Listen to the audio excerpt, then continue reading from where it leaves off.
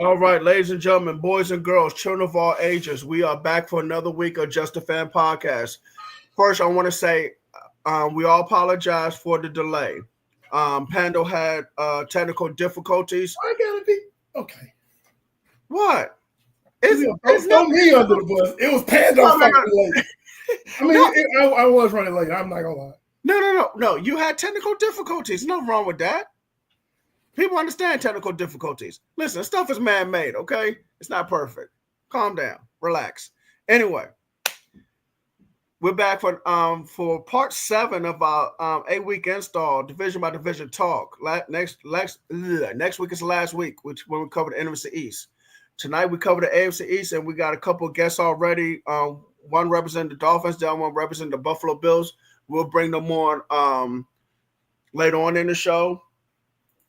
But first, let's introduce you guys and let's get talking these contract extensions. Coach Williams, that's me, the NFL Encyclopedia, the Wildcat quarterback that runs the show. On next to me on the screen, panel 316, the good guy with the black hat. NFL Encyclopedia. Down below, Trish TV, the franchise player, the quarterback that runs the show. What's up, y'all? What's going on? Y'all gonna be hearing my daughter in the background as well, so keep that in mind. Hey, man, that's classic right there, man. That's classic.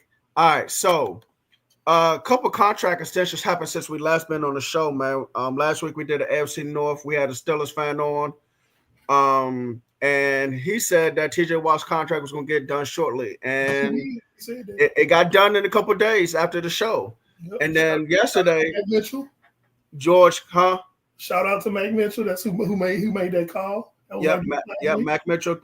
Shout outs to him. And then yesterday, George Karlaftis and I know I probably butchered his last name, for the Kansas City Chiefs got his contract extension as well. So both pass rushers got contract extensions. What do y'all think about both of them? Well, I don't know a whole lot about Karlaftis' deal. I know that TJ Watt is now the highest paid, I believe, pass rusher in the league. Right. With that deal, and we talked about it a little bit last week, and I'm in favor of it. You don't let a player of the caliber of a TJ Watt walk out of your building, or let him be disgruntled. When oftentimes he puts the team on his back in a lot of games. We've seen countless amounts of times where TJ Watt has taken over games for the Pittsburgh Steelers. So for him, I think, if I'm not mistaken, his deal is like, I don't want to lie, but I think his deal is like $1 million per year more than Myles Garrett. Yes, I think it is. And just want to let you know, George Karlaftis is $493.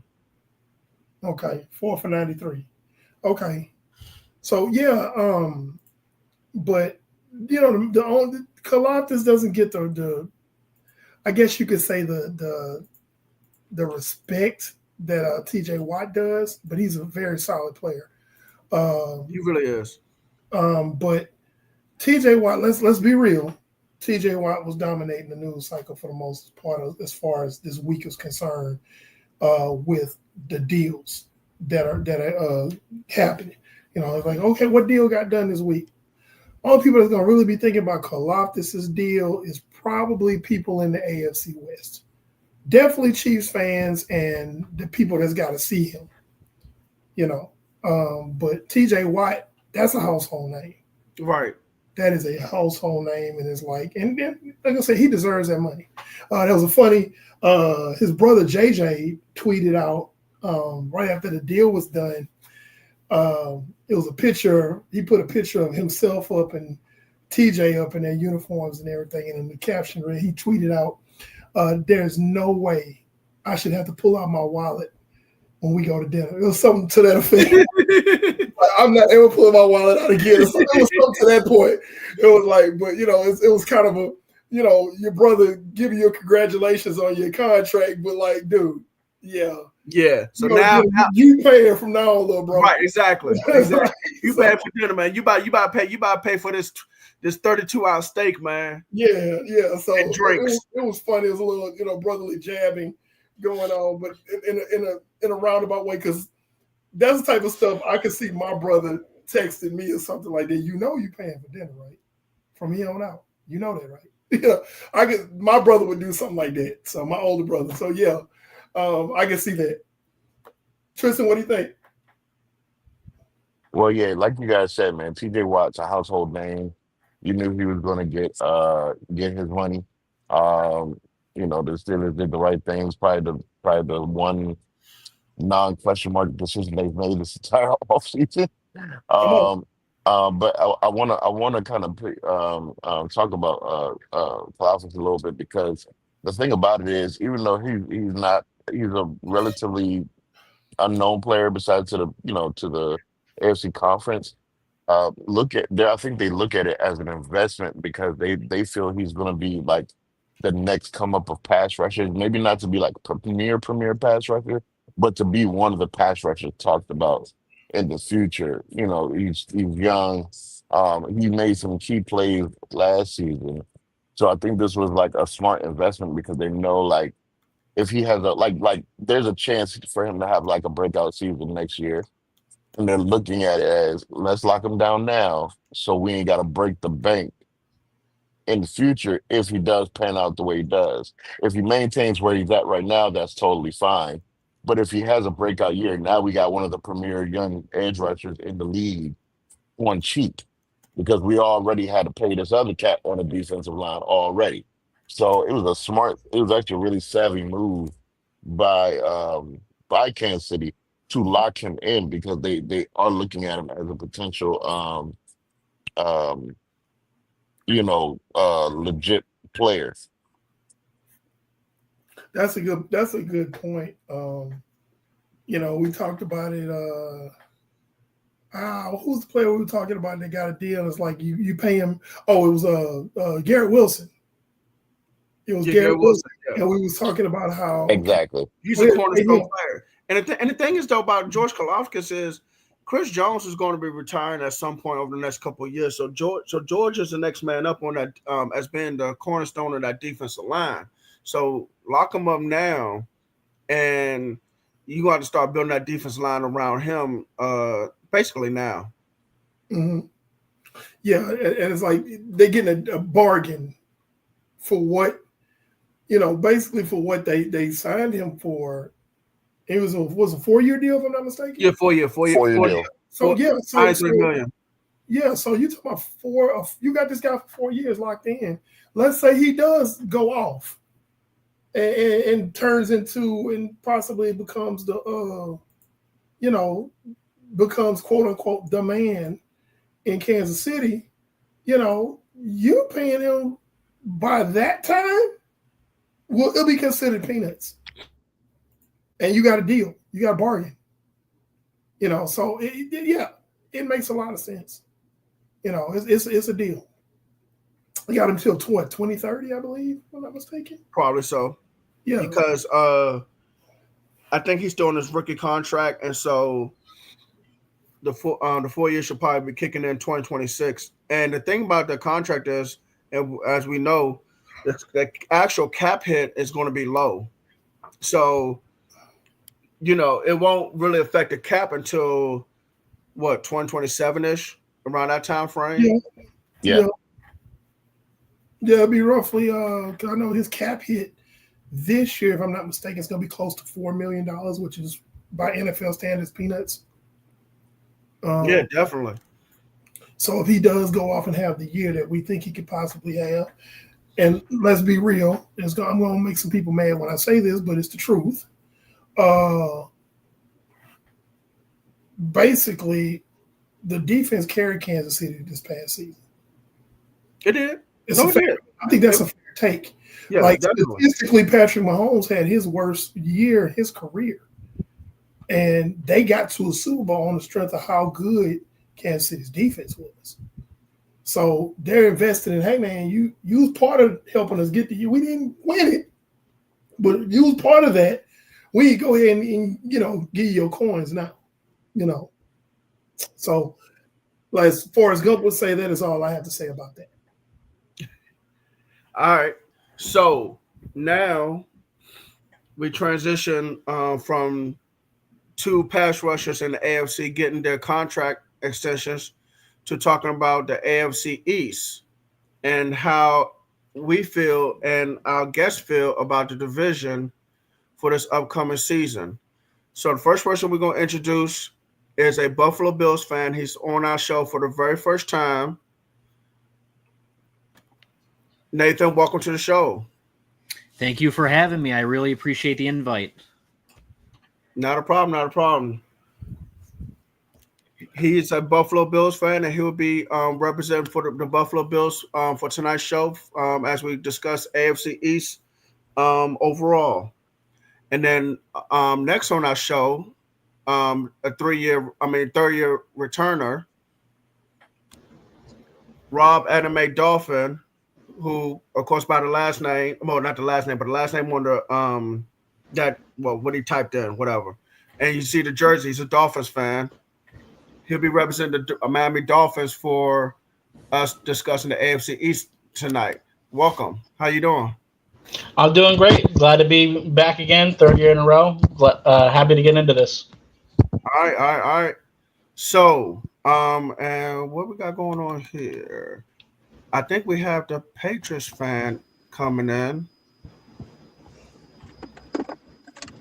I give him time to set up. All right, so, gentlemen, first question is going to be, how do y'all feel overall about the division without giving you your rankings? Just how y'all feel about the division overall this year. We'll start with you, Nathan. Sure. I mean, I feel pretty good. The division the last few years has, the Bills have obviously gotten it the last number of years. A couple years ago, it was a little bit, it was close. This past season, not as much, but I do think that the division's going to be tighter this year. I definitely think I can dive into the reasons why I think it'll be close if you want me to. I don't know how much you wanted me to dive into why, but yes, we want to hear your take on everything. Sure. Yeah, everybody gets a chance to speak, so we want to hear everything that you know. So for me, I look at the New England Patriots, and I really liked a lot of what they did this offseason. I think Vrabel should have been the coach the previous season, instead of going with Mayo. I think a lot of people thought Vrabel was going to be the guy after Belichick, and now they do have Vrabel. And I think that was, a really good hire. I appreciate what Vrabel did in Tennessee. May, I think, showed some pretty solid stuff in his rookie season. And they added some decent names. Now you have Stephon Diggs, who obviously I know pretty well from his time with the Bills. But this is a guy who's coming off a significant injury. He's older. He's not going to be Vikings or Bills Diggs for them. I think also my cat's going to make an appearance here. But Diggs, you're probably going to get him more as a slot guy now. You're not going to be probably relying on him being an outside guy like he was with the Bills and the Vikings. But overall, they had a really good draft and really good free agency. So I do think that they're going to take a big step. The Jets, we'll see how they do with their new coaching and management, and we'll see what Justin Fields can do for them, and for the Dolphins as well. They always said it's always been close between the Bills and the Dolphins the last few years, especially coming down to the last game 2 years ago.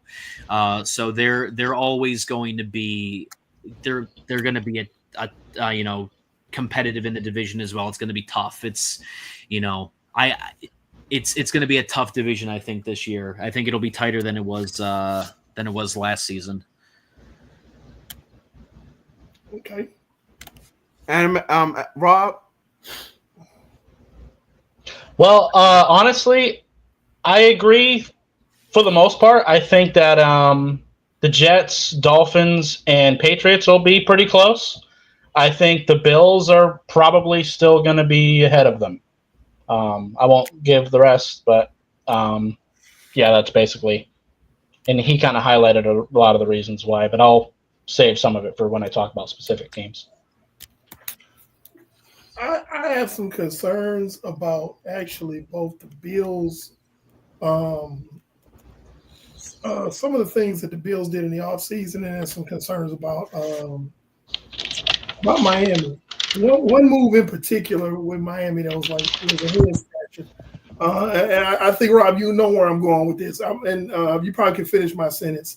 The acquisition and pulling out of retirement, semi-retirement, if you would, of Darren Waller, when you let Jonnu Smith walk out the building, who at this point in his career, I think we can all agree is a better tight end than Darren Waller at this point in their lives.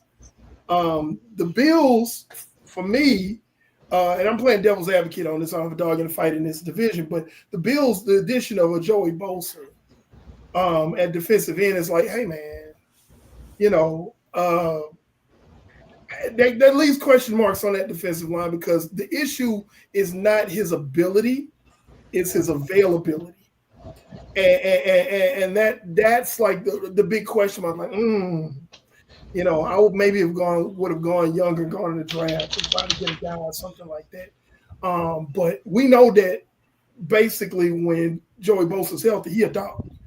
But going back to Miami, Darren Waller is like, okay, you got a 2025 Bugatti, and you traded it for my 2011 Ford F-150, and I need to get a Freon charge right now because it's hot.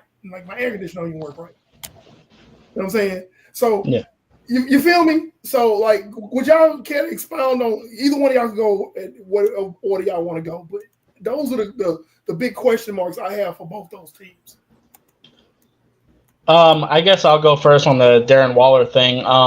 That was really a part of multiple trades. I mean, the Minka for Jalen Ramsey, and then trading Jonnu to the Steelers, and then taking Darren Waller. I mean, you're right. It is straight up a downgrade, not only in the quality and age of the player, but also how interested is he even in playing football coming out of retirement.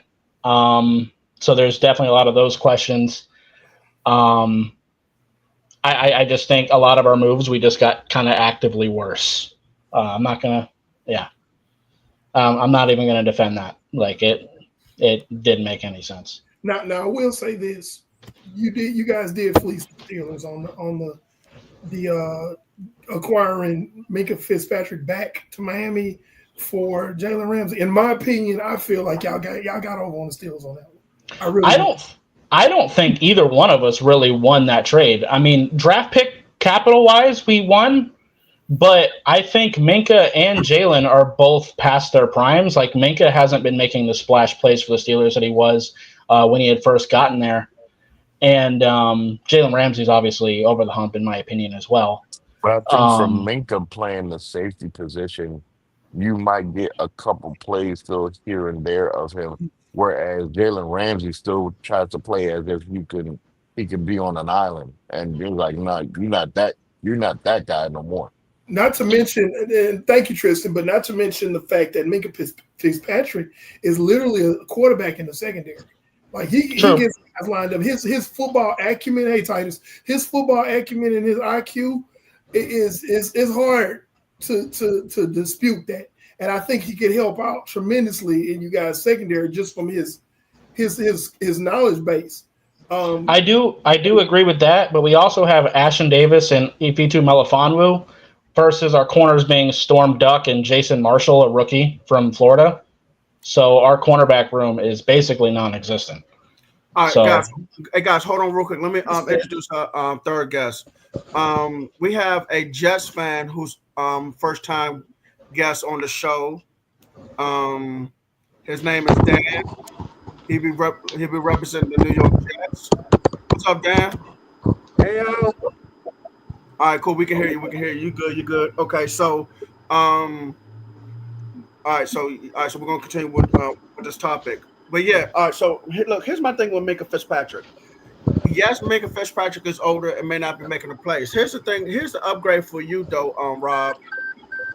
He is the quarterback in the secondary. So even though you said you got new corners, he should be able to help with the communication. Now, it's going to be some bumps early on the season because let's face it, you can do all this training camp all you want to. You can do preseason all you want to. But when the bullets start flying, that's when you really find out who's who. So it's going to be some bumps in the road those first 4 or 5 weeks, but you need to see how it looks as you get towards the around Halloween and beyond during the season. That's how I feel. yeah. I mean, I definitely agree that's when you start really figuring out who you are. But like as the offseason as a whole, we also let Javon Holland walk. Obviously, that's not a part of the Steelers deal, but it's just a part of our secondary, like getting worse. Yes, we got Minka Fitzpatrick, but we lost both Jalen and Javon Holland. And you know what I mean? Like, no, I get it. And Javon Holland's younger and debatably better. Maybe not as intelligent as Minka, but more athletically gifted at this point. All right, Dan, tell us about your Jets. Oh, what do you want to know? The good, the bad, or the straight up ugly? Well, I mean, you guys have a new head coach, and you guys are rebuilding. So, to me, it can only be but so ugly now because to me, the ugly's already gone.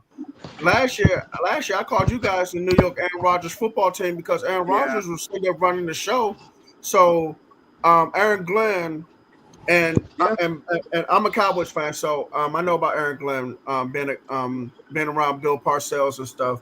Bill Parcells said, when you're thinking about retirement, you already retired. So even though Aaron Rodgers is in Pittsburgh and he hasn't retired, Aaron Glenn was like, well, since you think about retirement, I'm gonna get you up out here anyway. And so even though I'm not saying Justin Fields is going to save the Jets, I'm not saying that, but I think the ugly part of the Jets is out the door. I think you guys are just now in rebuild mode, and you resigned both of your cornerstone players and Garrett Wilson and Sauce Garner to contract extensions within the last week or two, which is great. Yeah, those are good moves. But my thing is, like I said, I think the ugly's gone. Will there be some bad for the Jets? Of course, because you guys are rebuilding. You have a new head coach, new everything as far as staff is concerned. Yeah, but it's going to take some time. Yeah, for fundamentally, they're definitely a more sound football team in terms of the front office management side of it. Football wise, it may take them a bit because Aaron Glenn has never been a head coach, so he's obviously going to make mistakes and have growing pains. I think Aaron Glenn so far has done a good job at not having so much noise come out of the locker room. The Jets are notorious for all the drama coming out of the locker room and everything. They make headlines because of what someone said. All the off the field stuff too. He's done a great. It sounds different, but in order for it to be officially different, there has to be winning, and that's the hope. We hope that there's some sustained winning. Now, yes, I am very happy with Sauce and Garrett getting their deals done. The market was going to go up for both positions, so good to get them on a have them for at least 4 seasons. So if you really think about it, it's more like 5 more seasons with them both, and they re-upped at the same time. So good to get those people back. We'll wait on the other rookies that are, people are still on the rookie contracts. I mean, that are still, um, still got to have another big year to prove it. Jermaine Johnson being one of them, coming off the Achilles. We hope that he comes back healthy. Brees.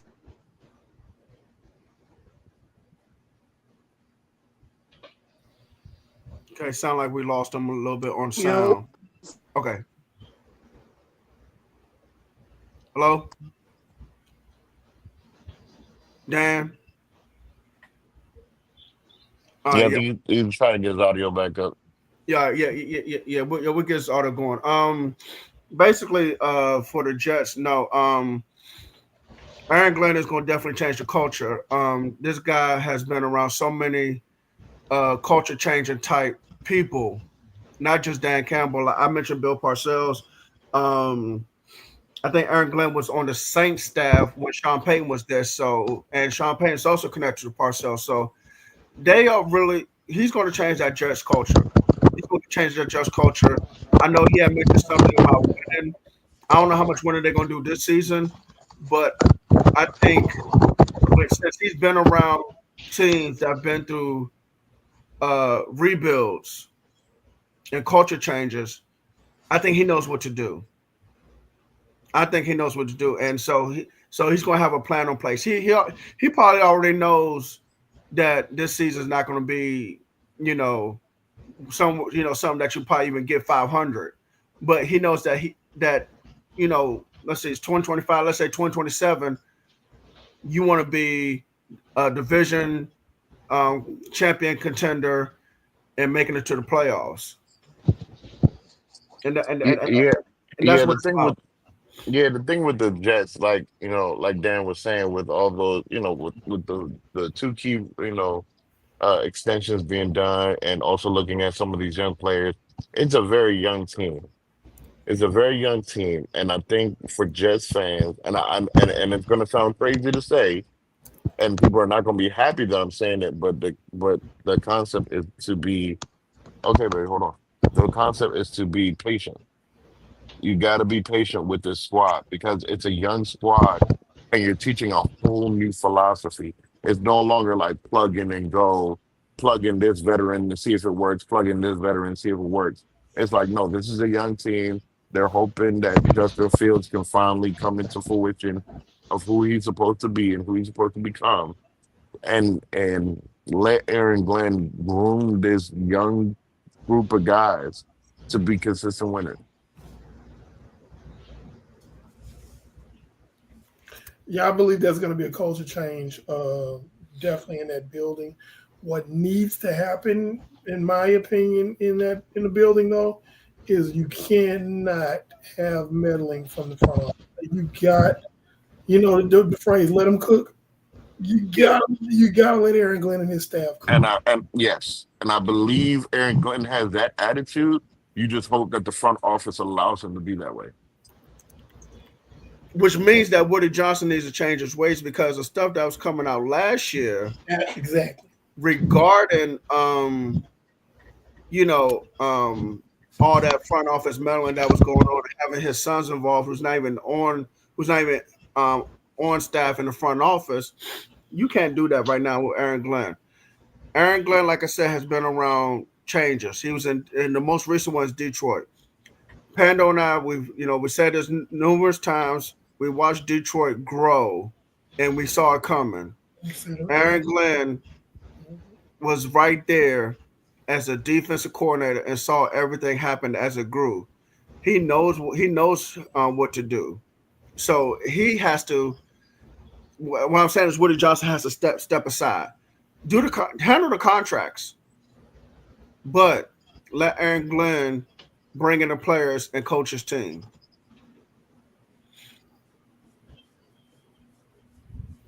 Yeah. Dan, is Dan ready to come back in? Okay, hold on. Let me Dan, you good? No, not yet. Okay. Um, let's see. We got the Dolphins. Oh, I know a question I had to ask you, Rob. Mike What's up? McDaniel. Mm-hmm. After this season, what does it look like for him? I mean, I guess that depends on what the season looks like. I'm not gonna lie, I was kind of ready to move on from him after last year, but I think another 8-9, 9-8 season, I think that should probably be it. I kind of want to clean house, to be honest. Definitely want to get Chris Greer out of here, regardless. So what do you think? I'm because the question is burning me up, and I want to ask it. What happened with him and the coaching staff, and just like how did it seem like it was falling off the rails when he first got there? It just seemed like he was like the next young wonder kid Mm-hmm. head coach I know when he one of first the got problems there. already. So like what happened? I mean, I understand the inconsistency with Tua's health, so that played a major part as well. But like what else took place? Because it seemed like he had a great philosophy going for how he wanted the team to be ran. Well, I think Mike McDaniel, from like a play calling perspective, is a genius. But in terms of team building and coming up with an entire philosophy, I think he's pretty limited. I think he is he kind of runs it. I don't want to say like a fraternity because that's not really the right phrasing, but like it's just kind of anything goes. There's not really a whole lot of accountability in that building from the coaching staff to the players to the front office. Okay. Okay. And that really has to improve. And I think as the season gets on, as you're playing the better teams, as you're playing in colder weather, I think the over relying on speed and finesse kind of falls apart because once you play those good teams and later in the seasons you're injured, you're going to have to be able to just out muscle somebody at some point, and we just have not been able to do that. And I mean, I think we've kind of made steps this season a little bit in that regard, but let me ask you a question. Why are you not able to outmuscle somebody? And I already know the answer, but I want to see what you say. because our offense and defensive line has been really inferior. There you go. And Chris Greer, our GM, before last season, literally went on a press conference and said that the fans are more worried about the offensive line than he was. He literally said that. Ooh. Wow. And now he goes and signs James Daniel. He drafts a guard. He drafts like 3 defensive tackles after the fact. But I don't think you should be able to do that and keep your job and fix it. Godly. Wow. He said that out loud? Yeah. In training camp before the season last year. That's not No, man. No. You don't say that out loud, man. No. You can listen. I mean, we already kind of knew that's what he thought, but Okay. First of all, you shouldn't even be thinking about it. But second of all, if you're going to say it out loud to people who's not going to sit there and tell everybody that you said it. Say it to your wife. Say it to your brother. Say it to your sister. And say it in your house with no recording. Don't be saying that in a press conference on the microphone and you got a bunch of media people sitting there ready to type stuff up. Yep. That's the first thing you can do. Especially in this clickbait era of sports. Yep. That is not what you want to be trying to say in front of the press. Especially with the most publicly known injury-prone quarterback in the National Football League. When you said that, that was the thing that rang in my head. I said, "You're not concerned about your offensive line with a guy that not even to be funny, but is a good hit away from becoming an invalid? Like, are we serious?" Well, think about it. that offseason, instead of fixing the offensive line, what happens? Tua starts learning judo and jujitsu so he can learn how to fall better. Maybe protect him. You know, I think I like remember that. I vaguely I remember mean, that. yeah, sure, learn how to fall. I mean, that makes sense. Learn You're how to gonna get fall. hit No, no, eventually. no, no, no, no, Sure. no. In football, there's no learning how to fall. If you got a 325 Yeah. pound nose tackle coming at you, and no. But you can like slap the ground to prevent like the back of your head from hitting the ground, like those type of things. But at the end of the day, when you're running out like Austin Jackson, Liam Eichenberg, and you're like, yeah, you know what? This hasn't worked for 3 years, but you know what? We're going to run them out there again as our starting offensive line. You know, Doing the same thing, expecting different results is yeah, it's insanity. So yeah. Nathan, because you're sitting there quietly and nice and reserved, and I appreciate that. I have a question for you. I do too, but go ahead. What? Sure. Because like I said, I already gave my concern about the defensive side of the ball in Buffalo. But what, in your mind, do you feel that Josh Allen needs to do to get over the hump? People are already calling him a top 3 quarterback in this league, and most of us tend to agree with that. He's shown the talent, he's shown the ability, but it's always that him and Lamar Jackson just can't get over that hump. What do you feel like needs to be done? Does he need better weapons? Does he need better coaching? I think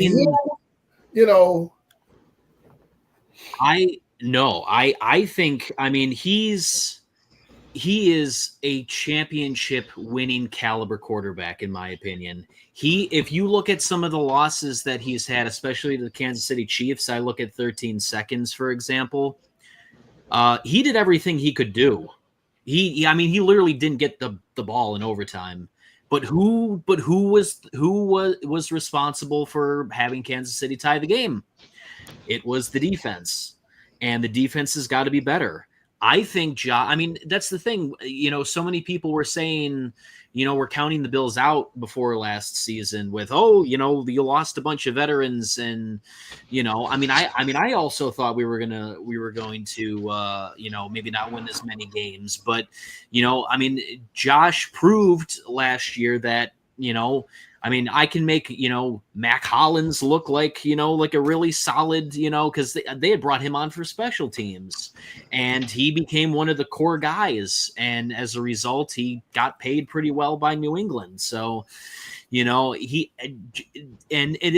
but my whole thing is that, like, just because you can make good wide receivers, you can bring them up to a higher level. You should still try to get star, you should still try to get like a star wide receiver, a number 1 wide receiver. They're going to be going in with the everybody eats philosophy again. And, it could work, but, I'm looking at, getting a number 1, I think, would be a huge difference. Obviously they're hard to come by, but, but they went and they got Josh Palmer. They went and they got Elijah Moore. Both of those guys are outside wide receivers who are very good at creating separation, and they're very good. They're very speedy, and that's something that the Bills lacked. So I give Bean credit that they went and got guys that are specialty is something that they were missing on. But at the end of the day, Josh he just won the MVP. He is a great quarterback. And if he doesn't win a Super Bowl, and it's the same thing with Lamar, both of those guys should be able to walk away with the Super Bowl by the end of their careers, at least one. And if they don't, there were already analysts, I don't know if it was Fox or if it was ESPN, that said that if Allen and Lamar can't win at least one Super Bowl, you throw them in the Marino category, that they're the best to never win. Like, it would be like stunning if neither one of them can walk away with at least one Lombardi trophy. And I think that's true for both Allen and Lamar. So, and I just, one quick thing I wanted to touch about the Joey Bosa thing. Obviously, he's already dealt with injury stuff, since he signed with the Bills. But they got him for one reason. They got him for January. If he's not ready to go if he's not like 100% September, October, it stinks. I mean, they're probably going to limit how much he plays as it is. Bubble wrap him until January. He needs to be able to play in the postseason, and he needs to be able to play against the Kansas City Chiefs. That is what they got him for. That was why they got Von Miller. Obviously, that did not work out due to injuries and other things, but they've been trying to get the big fish on defense. They tried it with Von. It had limited success, and then obviously the injury kind of threw a wrench into that whole thing. And injuries has been the case with Bosa, but if they were able to get him, and hopefully we'll see how he can do throughout this season. But if they can get him in January, that's the big games that they need him to play. They need him to be able to play playoff football, and they need him against the Kansas City Chiefs, a guy who has been in that division, who has gone against Mahomes and has put Mahomes, has sacked him, and I mean, as you said, when Bosa's healthy, he's a beast. He is an absolute beast on the field, and they need him for that playoff game against Kansas City. That's what he needs to be there for. If he's not there in September, just heal, and let's get you to January.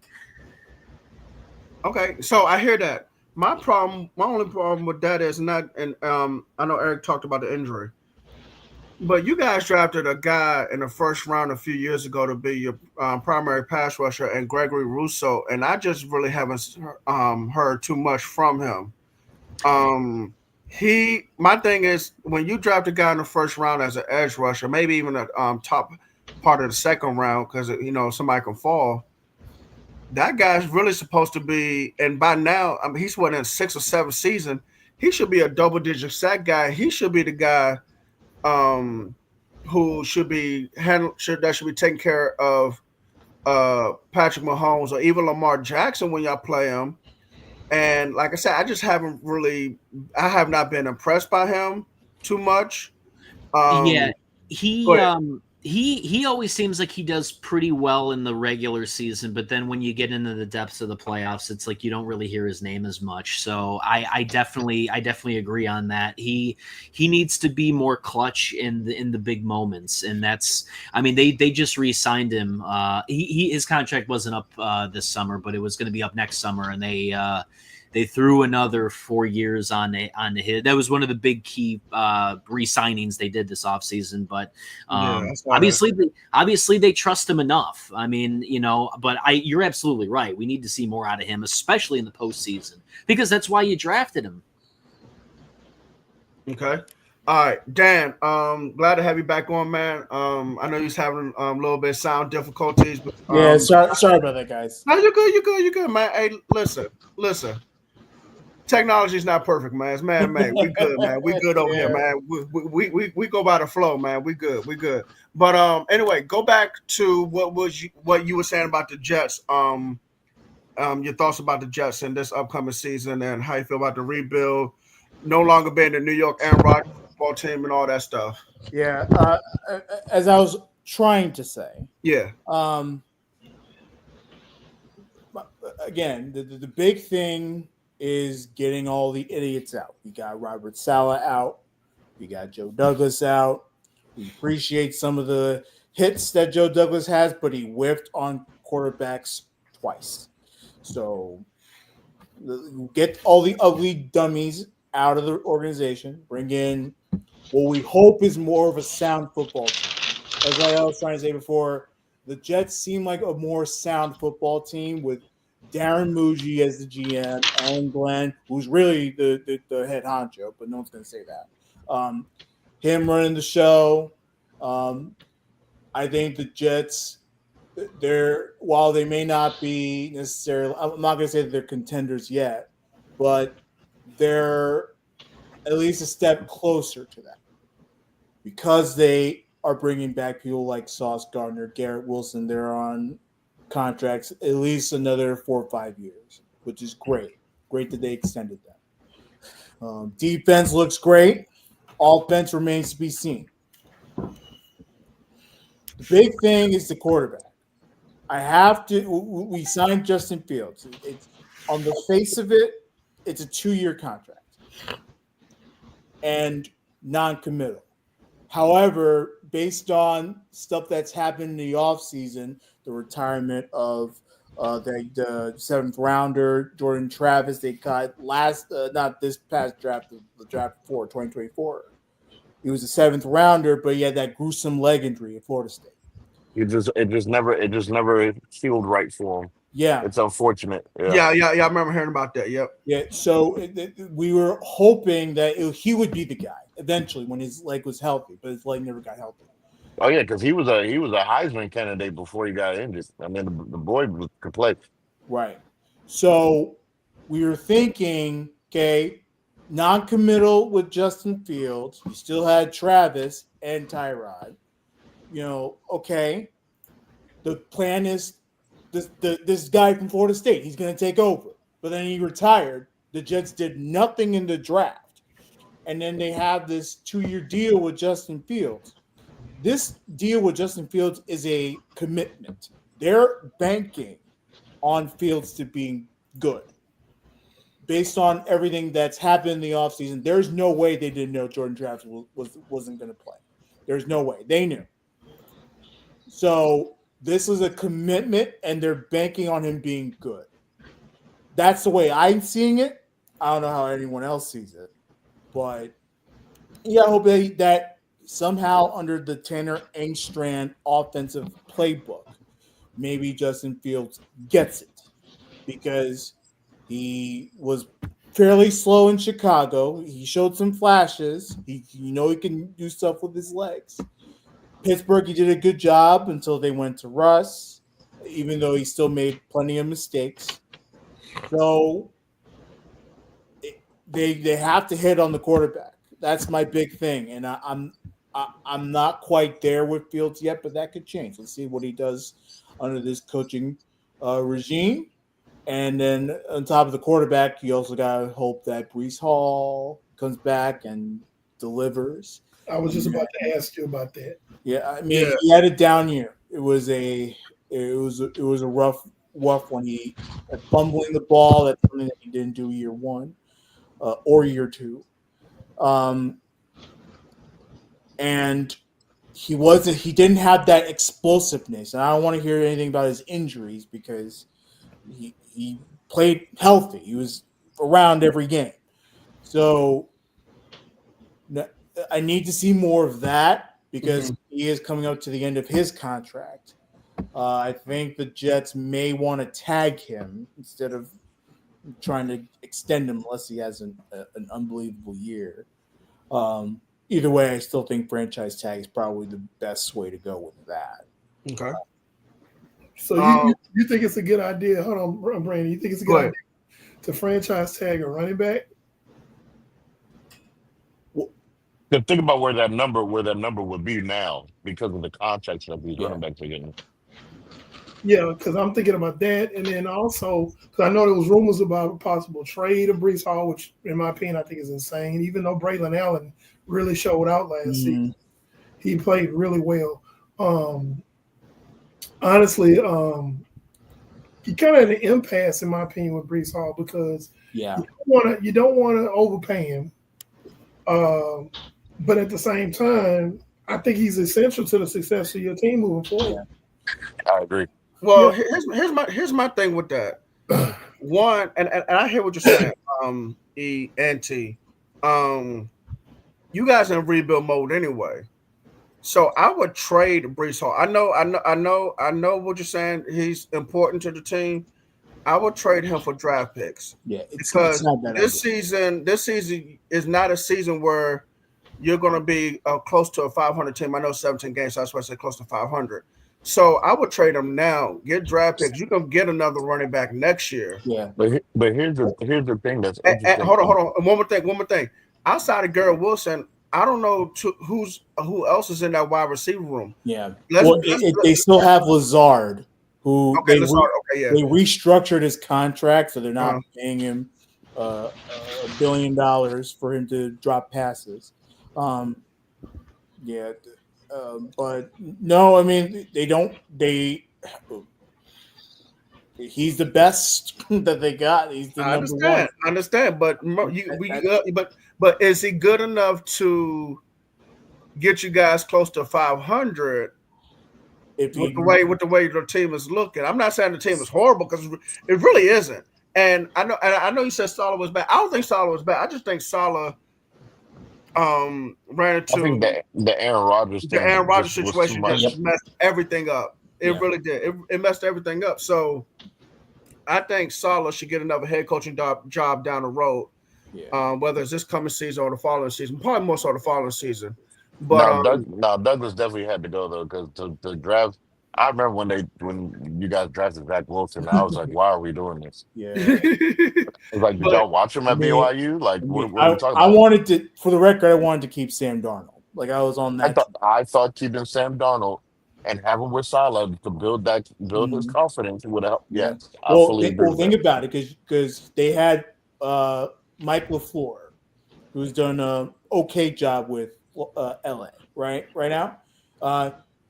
If they had him as the OC with Darnold, that's another thing too. Nathaniel I'm telling you, that would have been a better passing attack than a hodgepodge of quarterbacks and trying to figure out Zach Wilson. That's another thing too. Nathaniel Hackett was not a good OC, man. Yeah. I mean, but we know this. No. We right, exactly. We know this, but exactly. But Yeah. everybody else didn't know that because I mean, shoot, Nathaniel Hackett keeps getting jobs, and I don't know. I don't know how he keeps getting jobs. Yeah, I don't get it.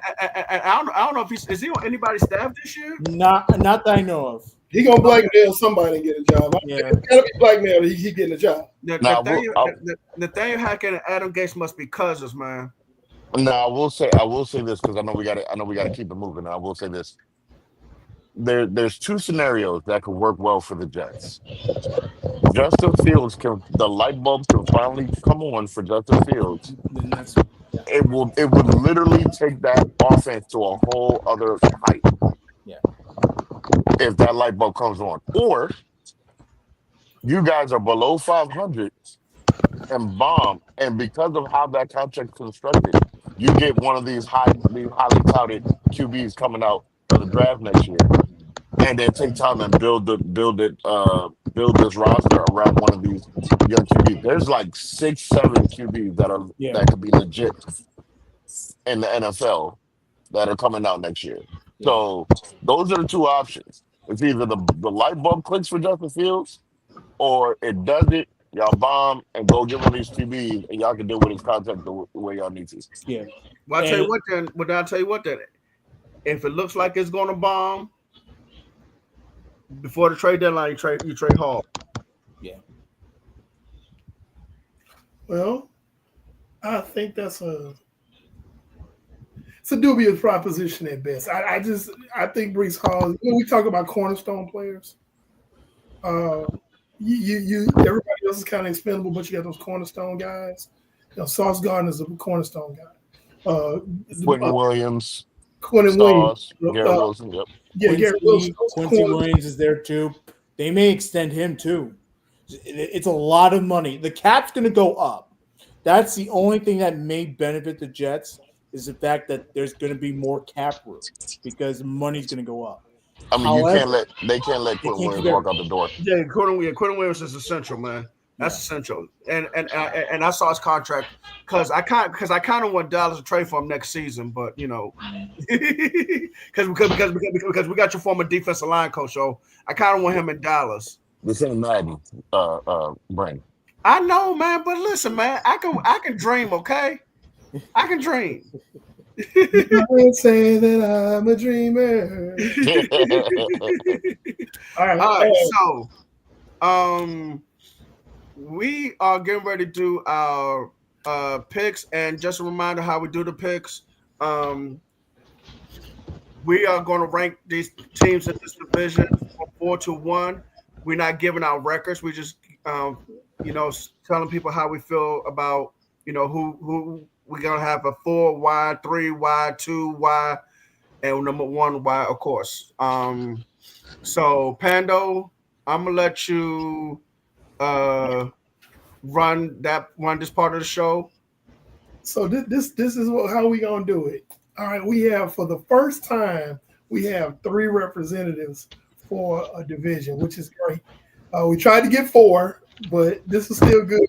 If we say something bad about your team, New England, you didn't have a representative here to defend you, so there it is. It's your fault. And I've said that about other teams that did not represent and the other shows we've done about other divisions. And that's the bottom line because Pando said so. Okay, so this is how we're going to do it. We always go snake style. We start with our team that we think is going to finish fourth in the league. And the way we're going to do it, we let our guests go first. Okay, but we got 3 guests. So we're going to do this in the order that you finished in 2024. So that means, Dan, you get to pick first. Then Anime Dolphin, you're next. And then Nate, you're next. And then we go with our guests. So it'll be Dan. The host. The host, excuse me. I'm sorry. It'll be Dan, Anime Dolphin, and Nate. So what you do is you tell us your 4th place team, who you predicting to finish last in your division, and tell us why briefly. And then we go all the way down, and then we come back to 3, then 2, and then by that time everybody figures out who we picked for our number 1 team. Everybody clear on that? Yeah. All right. So Dan, your number 4 team, dead last in the AFC East. It's going to be close. It's going to be a very close division. The Patriots will be last. Okay. Nothing again. I think the Patriots did a great job this offseason, building their team, given what they got, and they hired a great coach. There's going to be a lot of growing pains with a lot of these young players, so that's my reason as to why I think that there will be last. But like I said, I think that the division is going to be a very tough division, and the 3 teams are going to have a lot of youngsters and then a bunch of old people on another team. So, yeah. Okay, so Rob, your 4th place team. I have the Jets as my 4th team. They were 5-12 last year, and I just don't think they've added enough this season to change that around. I think they have a lot of youth. They're going to be better in the future, but this season, first-year head coach, I don't see them being a whole lot better than they were last year. They just didn't do enough in the free agency. Okay. Nathan, last place team. I've got the Jets here. And I mean, basically kind of, it's the beginning of a new regime. Everyone who is part of the team is have to kind of get used to things. I'm interested to see the Fields connection with Garrett Wilson because they obviously were in college together. I think that's going to be something to watch. I think that's going to be something that's going to be very, very like a very lethal combination, against the rest of the division and just against whoever the Jets play. But I just think that there's going to be more, the management and coaching staff are going to have to put more of a stamp on their regime. This is just the beginning. This is the first off season. They're going to get used to the players that, were already in the building playing for the Jets and also the new ones that were coming in as well. So I think just the fact that, they're starting a new era, it's going to take a little bit of time. So I think they're probably just going to end up being 4th here. Okay. So now we have our host. We're flipping from last week. Tristan was last. So Tristan, you are first. 4th place team, Tristan. Yeah, I'm gonna go with the Jets as well. It's definitely a pencil. I kind of understood what Dan was saying, why he picked the Patriots, and it's kind of teasing to what my 3rd place is. But I just believe I believe in I saw more from Drake May and what he was able to do with an empty cupboard than what I've seen from Baker Fields so far. Also, I do believe that coaching will matter. I think Mike Vrabel being a head coach prior, being a successful head coach at that prior, there'll be some games where they can edge out just off of coaching alone over there in New England. Whereas with the Jets, it's just so fresh, it's so new for everybody. There'll be some growing pains with that. But it's definitely a pencil in, but I got the Jets for it. Okay, I am up next, and I too chose the Jets for last place. I think they're going to have some great beginnings, but it won't be enough. because the other coaches in the division are a little bit more established. Even though Vrabel's new in New England, he's had head coaching experience, and there's more in the cupboard there with that coaching. So I have the Jets finishing last. I don't trust Justin Fields as well. Those two things I always look at. I look at coaching, I look at quarterback. Those are the two biggest things. Then I go from there. So I don't trust Justin Fields. And Aaron Glenn is unproven as a head coach. That doesn't mean that he's going to be terrible. He can blow all our socks off and just be incredible. But he's unproven as a head coach. So Jets is my fourth place. Brandon. Okay, so, man, this is tough because, yeah, you're right. Drake May did do a lot last year in New England with nothing. Diggs is there to help out. Everybody is saying that New England did a lot this offseason. I guess I need to go back and see what else they did besides bringing in Stephon Diggs. And I know Vrabel was hired as the head coach, so I get that part. I just need to go back and look this offseason. The Jets, Aaron Glenn is a first-year head coach. That team is in rebuild mode. They making a transition from an era that I'm sure none of the fans ever want to see again. So it's really a toss-up. But if you're gonna go with head coach and GM first, yeah, you gotta put Jets in number 4, unfortunately. All right, Steve, who just joined us. Fourth place team, AFC East. Fourth place team, and I'm not mad at any of you guys' picks. I have a slightly different take. I think like Dan said, I'm going to go with the Patriots on this one. I'm still drinking the Detroit Lions organization Kool-Aid. I think Aaron Glenn will come in. No film on him yet as a head coach. We don't know what he's going to do. They have a little bit more synergy as far as being together a little longer than the Patriots. So I think the Patriots may be the last ones this year. Okay. Back to you, Dan. Third place.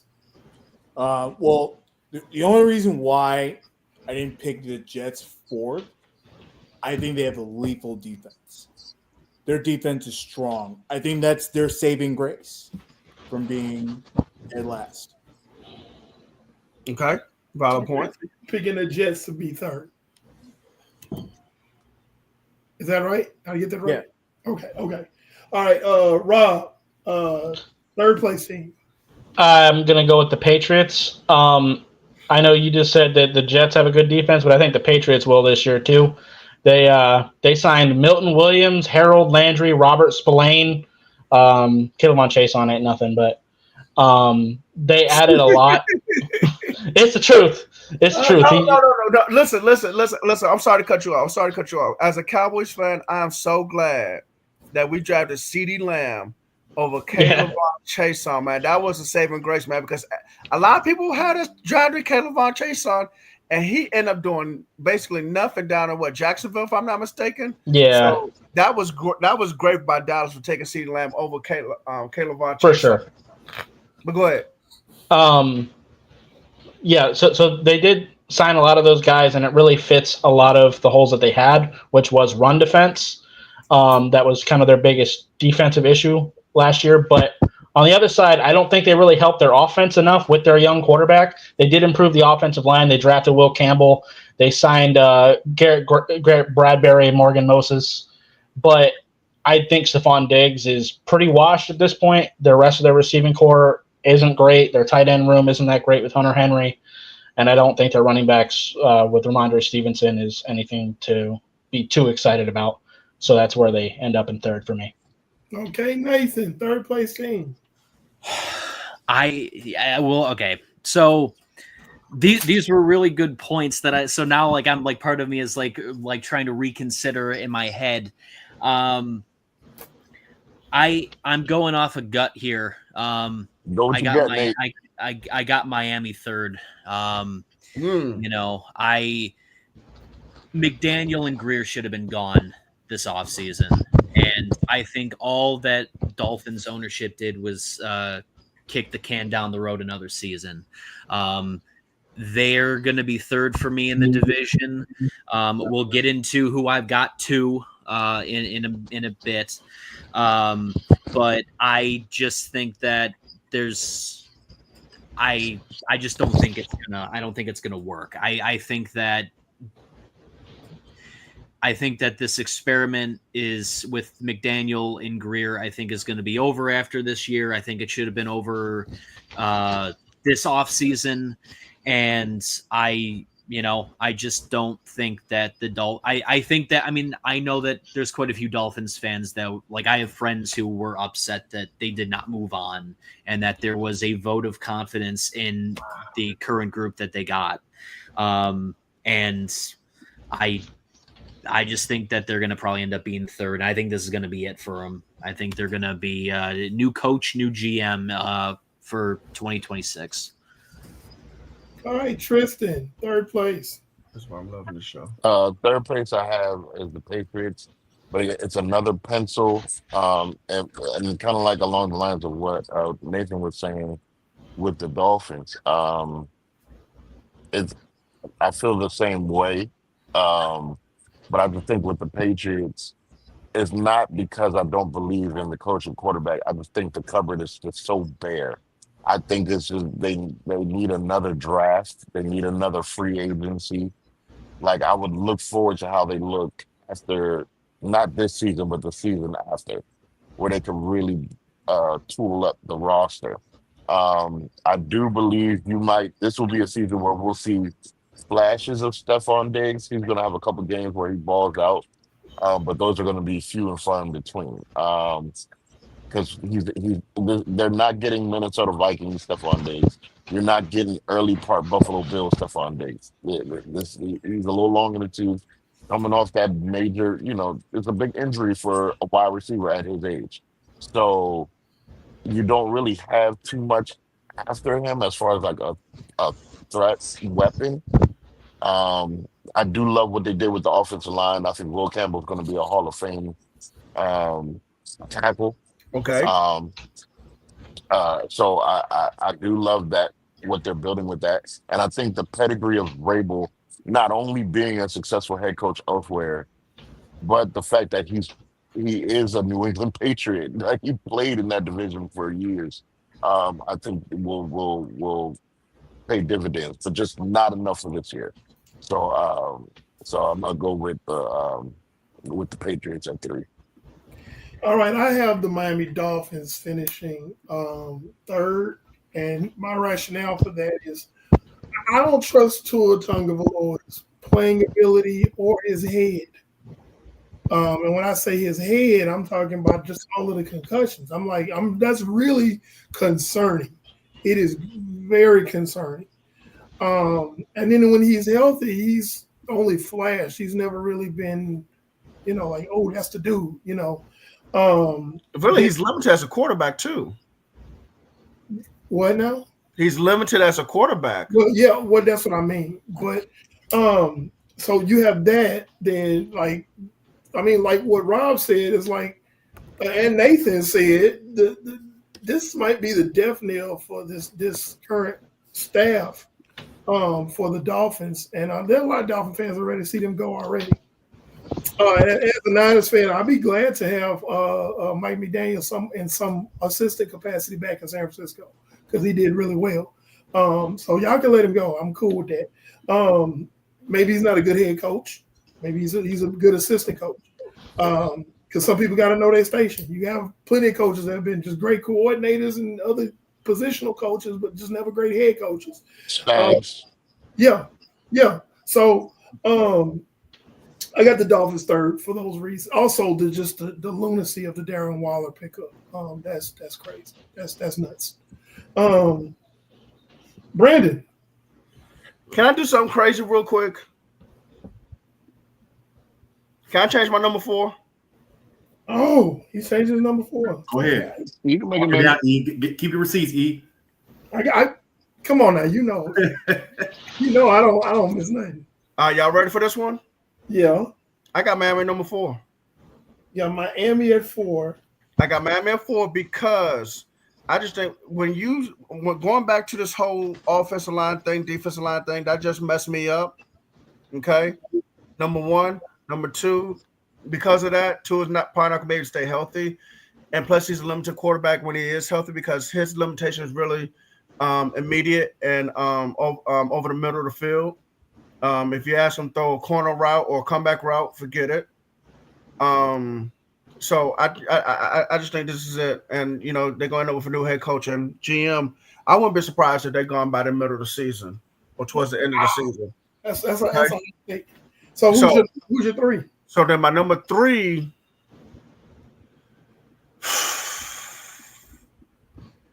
God, my number three. I'm gonna say the Jets only because it's just a new head coach. That's the only reason I got them number three. It's not. I believe in them in the future. I just right now it's just a new head coach. That's the reason why I got him at number three. I know Vrabel's new in New England, but he has head coaching experience. So I'm just going with the Jets at three, but I do have Miami at four. Okay, Steve. I have Miami at three. My twos and threes are pretty interchangeable. I have Miami at three only because I think it's a lot going on in the locker room, the culture, the climate in the locker room. I think the personnel is there. I also don't trust Tua's health, to be honest. I feel like Mike McDaniel's window. I thought it actually closed last year, but I feel like people know what they get when they play Miami. So I think they have a lot going on. They may be at three this year. Okay. So we're back to Dan, number two. Dolphins. As much as look, I am on the train of I hate Mike McDaniel. I don't like the way he coaches. I don't like the team that he formed. But I'm telling you, there's going to be, and the Dolphins always find ways to surprise us. There's going to be a stretch of maybe 4 or 5 games where the Dolphins may win 3 or 4 games, and they have this like swagger about them. They always do this. I don't know why, but they always do this, and teams always give them a chance. The Dolphins are going to be a lot better than a lot of people think. I'm not saying they're anywhere near a Super Bowl. I still think they should fire Mike McDaniel. I don't think he's the right coach, but they're going to find ways to surprise you, and it's just going to be just straight up annoying. The Dolphins, but they're 2 for me. Okay. So Rob, number 2. I got the Dolphins, and I will say 2, 3, and 4 for me. Like I really had to debate in my head all 3 of them. Yeah. I know we're not doing records, but I see them all being within the 7 and 10, the 7 and 10 and the 8 and 9 area code. All 3 of them. I think they're all going to be kind of mediocre. But I do have the Dolphins number 2. I think we finally did kind of build up the offense and defensive line a little bit. Drafting Kenny Grant. I do like Kenny Grant.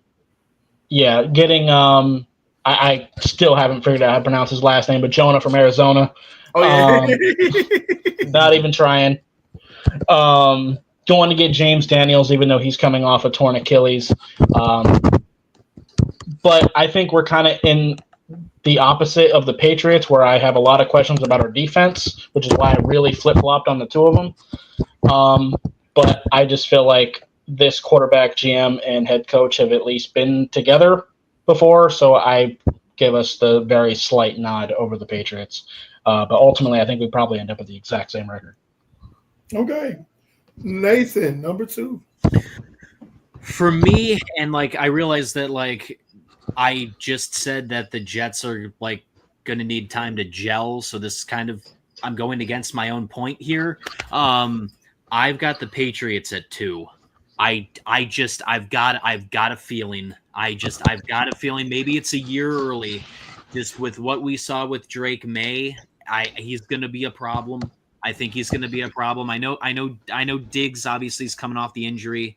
I know that, he's also not, he'll be like a slot guy for them. He's not going to be, as I mentioned before, he's not going to be on the outside probably anymore just because of his age and obviously the injuries.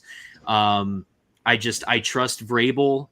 They made a lot of moves. I mean, we went over the moves that they made. It wasn't just Diggs. I mean, they went and they actually got Mac Hollins. And if May is able to do what Allen was able to do with Hollins, Hollins will be a potential team's wide receiver for them. He'll be able to get some touchdowns for them, and I think Vrabel obviously, has coaching experience, was a player under Belichick. I mean, it's with the Patriots, there's the, they're the Star Wars evil empire. And this is, with Vrabel, it feels like it's like this is the next generation evil empire a little bit. Maybe not to the same level. Not to the same level as Belichick, but Vrabel's a heck of a coach, and I know that he's going to be the right guy for them. I just have a feeling this might be a year early that they're really a division threat, but I think they're going to at least be 2, and I think they're going to be a team on the rise, and I think they're going to surprise some people, and as a Bills fan, hopefully I'm wrong about that, but we'll see. But yeah. All right, Tristan, number 2. So I'm gonna make an amendment as well. I am the more I'm hearing all this stuff, I'm like, I think it's gonna be the Dolphins I want to say the Dolphins at 3, and I'll put the Patriots at 2. I think this is the season with the Dolphins where, like I said, they should have been gone last year, and then you're going to see why they should have been gone last year. Mm-hmm. I think that's what's about to happen. With the Patriots, like I said, I'm a firm believer with Mike Vrabel. I felt like the organization of the Titans did a disservice to Mike Vrabel and how he wanted that team to be constructed. That is my opinion. When I watch his tenure with the Titans, I think the way he wanted that team constructed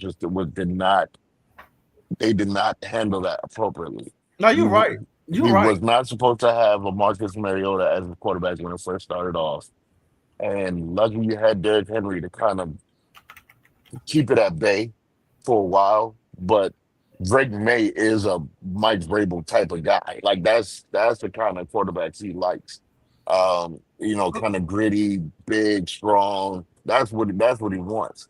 So I think just him being in New England, I think it just works. And I feel like he is more disciplined, which is something I heard a lot last year, which was a lack for the Dolphins, was a lack of discipline. Vrabel's very disciplined. So that's going to edge out to the team very well. So I got Patriots 2, and they got Dolphins for 3. Okay. Can we get Nathan's number 1 since he got to go soon? I mean, it's clear. Yeah, sorry. No. Understandable. But go ahead, and give us your number 1, and your reason. I've got the Bills here. I just think, Josh Allen's such a big, what he's able to do now. He's an MVP winning quarterback. I think he's got all the talent. Questions are going to be there on defense. Especially because they drafted so much of so much of these new defensive players. They've got 2 players now who are also going to be suspended for 6 games. In Hoyt and Ogunjobi. So, but I just think at the end of the day with Allen, I mean, he's one of the best quarterbacks in football. I think he's going to find a way to have them win the division again. And, we'll see what the team's going to do against teams like Baltimore and Kansas City.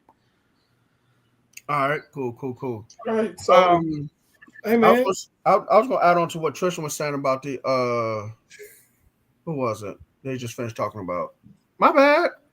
Steve and Eric still got to get their picks. I got to do my pick, and then you go ahead, say whatever you want. Then. Yeah, okay.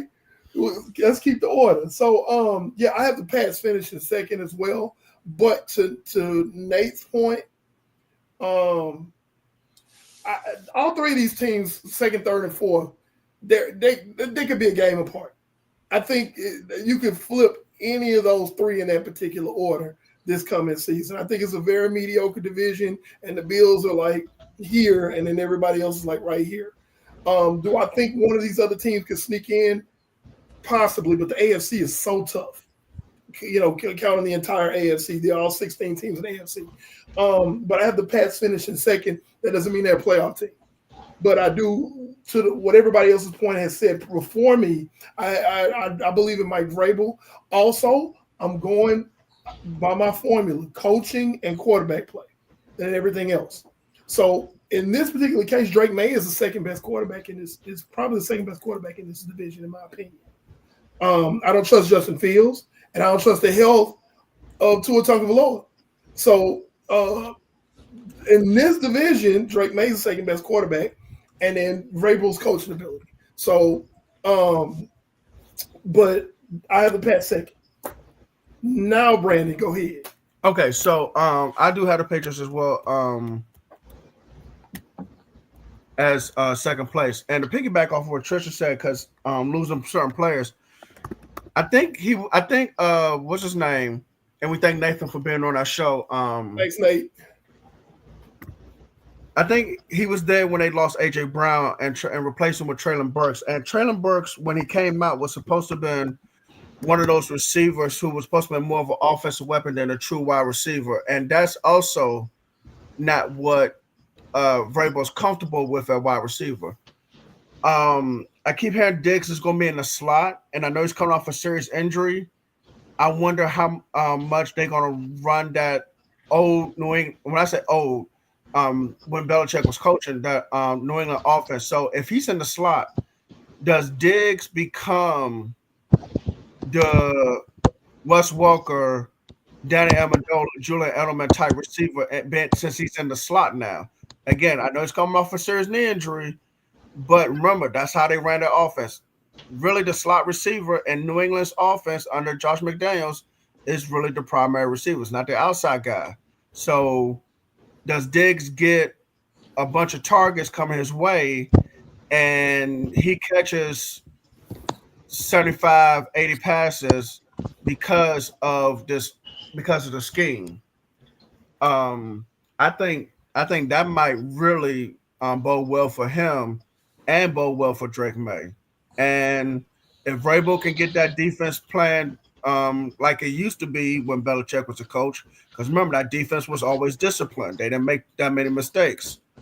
So I think New England number 2 makes sense. Okay. Steve, number 2. I'm going to go with the Jets. Similar to the reason for them not being last. New head coach, no film. The locker room's going to be great there, man. I think Justin Fields, I know the concerns with him.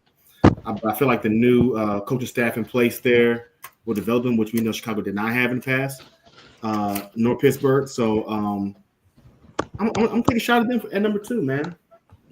Yeah. Okay. Defense is solid. I'm going to rock with them for number 2.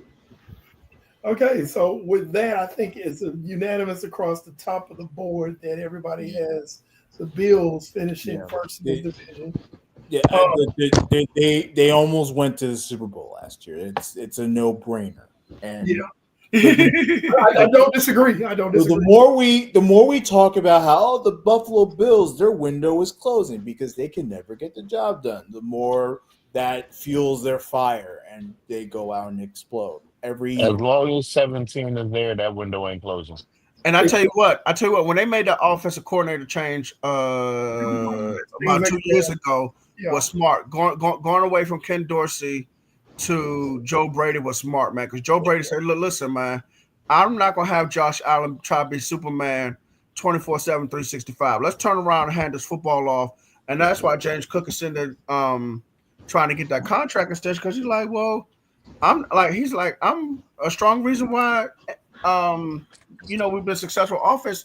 And yeah, you had numbers, but I think a lot of that is more so off of Joe Brady being offensive coordinator than because Ken Dorsey's out the window. I think if Cook goes somewhere else, he's not going to put up these kind of numbers. But also look at this. What I'm gonna say this quickly because I know we got to end this thing. What I thought was so smart and but was also so dangerous for the leagues is that because Joe Brady kind of took the reins off of Josh Allen to say, "Hey, you don't have to be Superman every single game, every single down," but you also have a quarterback that knows when to put the cape on and when to take it off. Many times last season, you saw Josh Allen put the cape on when you needed to, and it was at the right time Yep. when you needed it. Yep. And that is a dangerous thing for him to understand that at this age, when he's at the peak of his powers, that's a very dangerous thing for the league. No, it really is because this guy is how old is he now? He is 20. Oh, he's 29. I didn't realize he was up there already. But I guess that would make sense. He's a 29-year quarterback. So, I mean, this man has seen it all in the NFL as far as like just everything because there's nothing new you can really throw at him. So, like you said, you know, it allows him to be Superman when he needs to be. And that's, like you said, it's dangerous. So, He has that it factor. You know, he does. He does. The type of quarterbacks that, you know, that they just know the moment, they know how things work. You can't unfaze him. It's just unfortunate that they just never have gotten over the hump yet. Correct. That's the part that's it's just wild. The amount of times they've gone to the playoffs, the amount of times they faced the Chiefs in the playoffs or any other team, like they just could never find it. And coaching was part of the problem. You know, we were talking about Ken Dorsey. Ken Dorsey had another job in Cleveland and got fired. So that tells you everything about how that offense was run. So. Well, I think that I think one of the things that could be a problem for the Bills going forward because of now it won't be in future years, but get some new coaching staff and just get more acclimated to Aaron Glenn and so forth, and the Pats rise up. But this is not a very competitive division at all. And I think that level of complacency can hurt them down the line because they're not fighting. They're not in the dog fight every divisional game like they should be. So that and I could be way out to left field with this, but I feel like that could pose a problem for them. Just the complacency. Now, in the coming years, this could be one of the best divisions in football. It really could be. For sure. After a few changes are made, it could be. But right now the Bills are the class of the division. Right Very clearly the top. Because in my opinion, they've only gotten better this offseason. Like, I know Joey Bosa is injury prone, but he's replacing Von Miller. Like, you know, not only was he even – he slowed down. He wasn't playing well, and he was even more injury prone at the end. And they drafted Landon Jackson as well. Wasn't a massive fan of him, but it's still depth there. You signed Larry Ogunjobi, you know, and they really didn't lose any of their big pieces. And everyone that they did lose, they replaced. Like, they lost Matt Collins, but they get Josh Palmer. So I think they just upgraded and didn't really go backwards anywhere. Absolutely. Yeah, so I think that just about wraps it up for us tonight. This was the AFC East. We'd like to thank our guests, Rob Anime Doll Fan, Nathan Moser, and Dan Ryans for coming in and representing. This was the first, if I can remember, I believe this is our first show where we've had 3 teams represented in our divisional breakdown.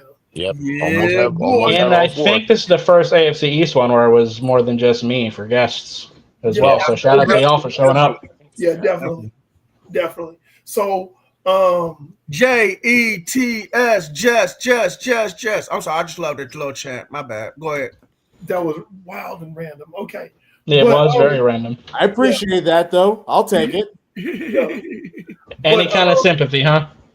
Next week we will be covering our last team in our divisional breakdown, the hate-filled, just blood-curdling NFC East. There's going to be a lot of hate and anger and angst and vitriol in this particular division. Hopefully, we will have guests who are representing each team in this particular division. I'm gonna tell you right now, if that next show comes and Terry McLaurin is not signed, I'm going to spaz on the show. Tristan, I'm telling you right now. Can I just say something about that? What are they waiting for? Like, listen, watch Tristan spaz. If Monday comes around and Terry is not signed, I'm going to go off. We'll give you your own segment. Hey, listen. It's gonna happen. Let me tell y'all something. If that's what happens for next week, make sure y'all have your food and your beverage ready. Get your popcorn ready. Get your popcorn ready. Like on his camera, and he's gonna spaz out. And we'll be right here on Just a Fan Podcast for you, the audience at home, to watch Tristan spaz out. You don't want to push it further because you're already at camp. So get it done. Exactly. Yeah, absolutely. Hey, Tristan, just do me one thing next week, man. Don't lose your religion, man. I'm gonna tell you like that's always in touch. Watch this, y'all. Watch this. Tristan. Who's your GM? Oh, Peters. Okay, where did Peters come from? San Francisco. What is San Francisco notorious for doing? Okay. You know what? And how did that work out with Brandon Ayuk last year?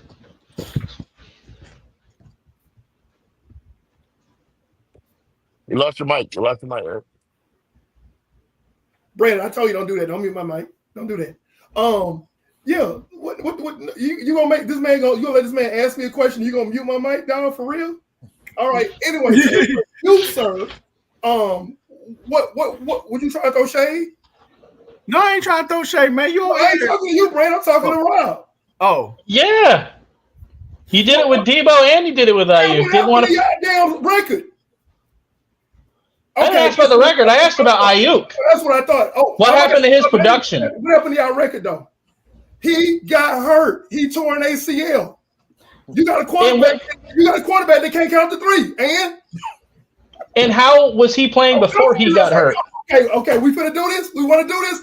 Give me 30 more minutes. Let's go. Cause I'm finna rip you a new one. Let's go. About what? Brandon Ayuk? So you sitting up here gonna try to tell me what are you exactly trying to say about Brandon Ayuk? Please, I'm ready. Because I'll be ready for people like this. Come on. Let's go. I was saying that waiting to pay him so he wasn't going to be in training camp resulted in him not being as physically prepared and getting injured in the season and not playing as well coming out. Okay. If you're saying that, I'm with you on that. I'm with you on that. I thought you was trying to say something else. Okay, I'm gonna cool down because I thought you was gonna go somewhere else. But I'm about to say, Eric, you said that all year. I'm about to say you said that all year. No. I know I said that. I'm okay with that. I thought you was trying to say something because there's been other people that's been saying other stuff. But Rob, I apologize. And now I'm curious. I'm with you on that. Take a deep breath, Randall. Take a deep breath. Now I'm curious what you thought I was saying. I thought you was trying to say that he was a chump, he was washed or whatever, Oh no. Okay, no, we cool then. But Tristan, to my original point, who's your GM? It's Peters, Adam Peters. And where did he come from? San Francisco. And to Rob's point, now that I know what he's talking about, and to my point, what are they known for? Waiting to the last minute for their wide receivers. I don't know why it is a thing. It ain't just wide receivers. No. It ain't just wide receivers. Adam Peters was in San Francisco when they paid Debo late. He was in San Francisco when they paid Joey Bosa late. He was in San Francisco when they paid Nick Bosa late. All of that. George Kittle the first time late. So all right, Tristan. I'm telling you, like I said, tune in next week to watch Tristan spaz out. All right, Trisha, let me ask you a question. When does training camp officially kick off for y'all? I gotta look at the calendar. I think it's the end of this week or for next week. I want to say end of this week. Okay, so today's Monday, and tomorrow's Tuesday. Well, it's about to be Tuesday now in a few minutes. Well, at least on the East Coast. Okay, I was just wondering because I didn't know how much time they had left to get a extension done before training camp. Because today's report sound like he wants to either just hold out or get traded. And I'm like, Yep. this is getting crazy, man. No, that's normal. I know it's normal. I know it's normal. I know. It's normal, but it's disrespectful for a guy.